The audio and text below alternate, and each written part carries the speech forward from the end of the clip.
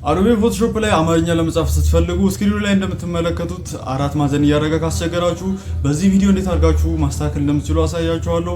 አብራችሁኝ ቆዩ። እሺ በመጀመሪያ የምትጠቀሙበት ማንኛውም አይነት ሰርድ ፓርቲ ሶፍትዌር ካላችሁ እሱን እንድታጥፉ ፈልጋለሁ። ማለትም ፓወር ግዕዝ ምናምን አይነት ሶፍትዌር ካላችሁ ማለት ነው አማርኛ የምትጽፉበት እሱን ታጥፉታላችሁ። በመቀጠል ስታርት በተኑን ነክታችሁ ወደ ሴቲንግ ትሄዳላችሁ ማለት ነው። እንደምታዩት ታይም ኤንድ ላንጉዌጅ የሚል ይመጣላችኋል። እሱን አንድ ጊዜ ክሊክ ታደርጉታላችሁ። ከዛ በግራ በኩል ካሉት ውስጥ ላንጉዌጅ የሚለውን እንመርጣለን። በመቀጠል አድ ላንጉዌጅ የሚል አለ። እሱን አንድ ጊዜ ክሊክ ታደርጋላችሁ። እንደምታዩት ላንጉዌጅ ይዘረዝርላችኋል። እዚች ጋር አምሃሪክ ወይም አማርኛ የሚል አለ። እሱን አንድ ጊዜ ክሊክ አድርጋችሁ ኔክስት ትሉታላችሁ ማለት ነው። በመቀጠል ኢንስቶል የሚለውን አንድ ጊዜ ክሊክ ታደርጉታላችሁ። ይሄን ይመስላል ማለት ነው። እንትኑን አዳርገናል። ስቲል አልጨረስንም። አንድ የሚቀረን ስቴፕ ይኖራል ማለት ነው። ያኛውም ስቴፕ ምንድነው? አምሃሪክ ፎንት ኢንስቶል እናደርግለታለን ማለት ነው። ያው አዶቤ ፎቶሾፕ ላይ ፎንት ኢንስቶል ስላላረግን ነው አራት ማዕዘን የሚያደርግልን። እንደምታዩት ወደ 25 የአማርኛ ፎንቶች አሉ። የቴሌግራም ቻናሌ ላይ አፕሎድ አደርግላችኋለሁ።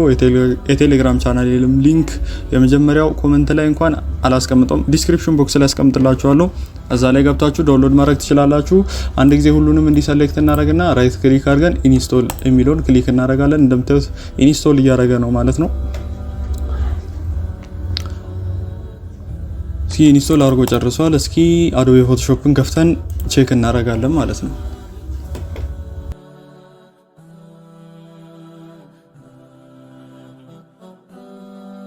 እስኪ እንደምትመለከቱት አዶቤ ፎቶሾፕን ከፍቶልኛል። አዲስ ዶክመንት ክሬት እናደርግና አዲስ ፕሮጀክት ማለት ነው። ዝም ብዬ ክሬት ለበለውና አላሳያችሁ።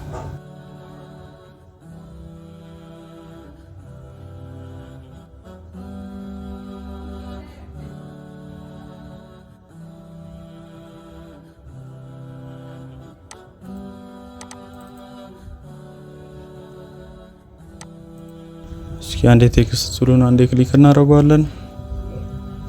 ከዛ የምትጽፉበትን ያክል ቦታ ሰሌክት ታደርጋላችሁ። እስኪ ፎንት ሳይዙን እንጨምር ትንሽ። ከዛ እዚች ጋር ፎንት ሰሌክት የምታደርጉበት ቦታ ገብታችሁ ፎንታችሁን ወይም አዲስ ኢንስቶል ያደረጋችሁትን ፎንት ሰሌክት ታደርጋላችሁ ማለት ነው። ወደ 25 ምናምን ይጠጋሉ። እዚች ጋር ኢትዮጵያ ጅረት፣ ኢትዮፒክ አዲስ፣ ኢትዮፒክ ድሬዳዋ አሉ ብዙ የተለያዩ። እኔ እስኪ የብስ ወይም ውቅያኖስ ቢለውን ልጠቀመው። እስኪ እንደምትመለከቱት ምንም አራት ማዕዘን ምናምን እንትን ሳይል ቀጥታ ጽፎልኛል ማለት ነው አማርኛ። እንደዚህ አድርጋችሁ መጻፍ ትችላላችሁ።